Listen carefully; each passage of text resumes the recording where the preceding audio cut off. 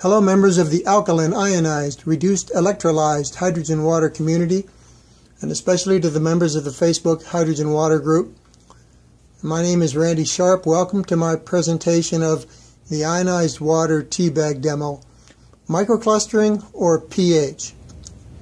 For those of you who have never seen the Teabag demo, a teabag is dipped into both 9.5 pH ionized water and tap water. And the 9.5 pH water will make tea while the tap water will not.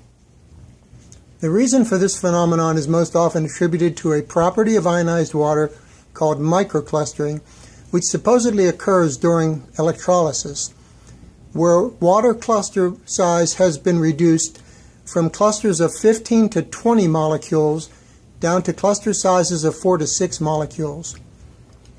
These smaller water clusters then are said to have a greater ability to penetrate both the teabag as well as our cells.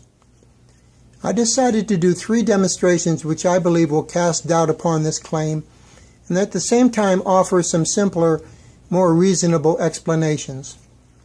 After you see these videos, I hope you will agree. So why am I doing these demonstrations? My purpose in doing these videos is to persuade distributors who do the teabag demo that the ionized water makes tea not because of microclustering, but mainly because of the higher pH. By more accurately explaining the mechanism responsible for this phenomenon, distributors are more likely to have credibility with their audiences. In the first demonstration, I will show how I can turn distilled water, which will not make tea on its own, into water which will make tea simply by raising its pH using a few drops of household ammonia. Let's get started. I've repositioned the camera so we can get a better view at the demonstration itself. I wanted to show you what I'll be using in the demonstration. This is distilled water that you can buy at any grocery store. And I'm going to use household ammonia. It's got a pH of about 12 or so, and it does a good job of raising the pH level of water, which is to say it raises the hydroxide level, the same thing that you do when you use electrolysis. I'm going to fill 4 cups, just about exactly 8 ounces.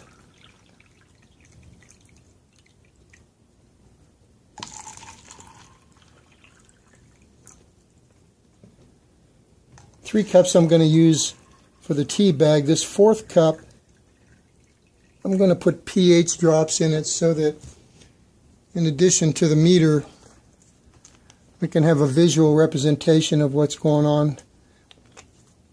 You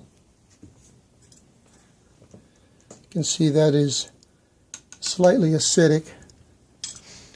If I measure with the meter,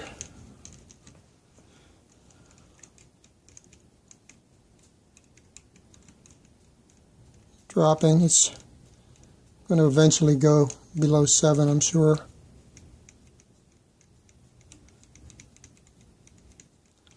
Keep in mind this is not being done to laboratory standards. Please don't give me a hard time about the fact that I'm not using exact measurements. This will be close enough for my purposes. We're down below 7. It would probably go a little further looking at the color of the pH drops. That's close enough for our purposes. What I'm going to do is put 5 drops of ammonia in the center cup. I'll also do it on the far left cup. And that way you can see that whatever I'm doing to that cup, I'm also doing to the left cup, and have a visual indication there. You can see how what that ammonia did to the slightly acidic water.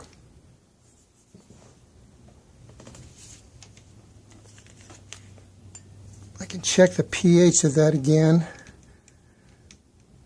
9.3, 9.4. It would probably go above 9.5 if I kept it in long enough. I'm going to use Yamamoto green tea.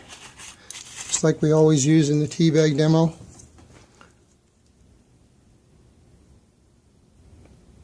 A few dips in the distilled water with the slightly acidic pH, and I can see maybe a hint of color, not much. Pretty typical.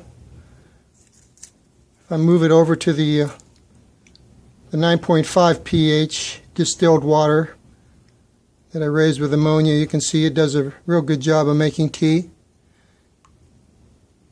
Move it back to the slightly acidic distilled water, and once again, no tea.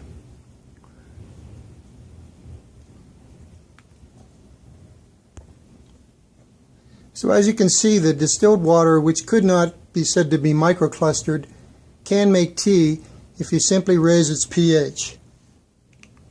This ends the first demo. For more information on pH and microclustering, I recommend you visit Tyler LeBaron's new website at www.molecularhydrogeninstitute.com. Please find video number 2 to continue with the second demonstration. Thanks for watching.